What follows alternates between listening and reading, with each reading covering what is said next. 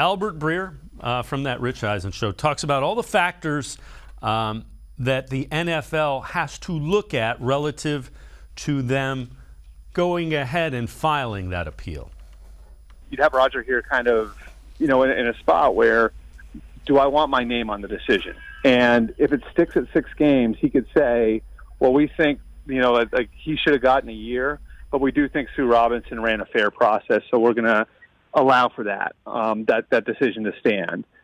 He could knock it up a couple of games, and I'm not sure Watson or the PA would fight that if he went up a couple of games.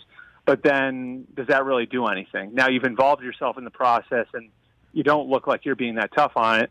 Or he could go to a year, and if he were to go to a year, well, then the NFL is going to be back in court with a player. And there's a decent chance then that Deshaun Watson would play in the opener because the union would seek a temporary restraining order and, try to get a stay on the suspension, which would put Deshaun Watson out there while the case was in court, which would obviously make it a pretty public thing for the NFL season. So, I don't know that there are great options here for Roger Goodell.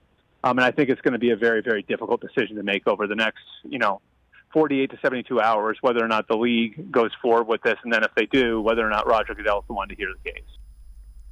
It'll either be Roger Goodell or one of his designees, which it's the same thing.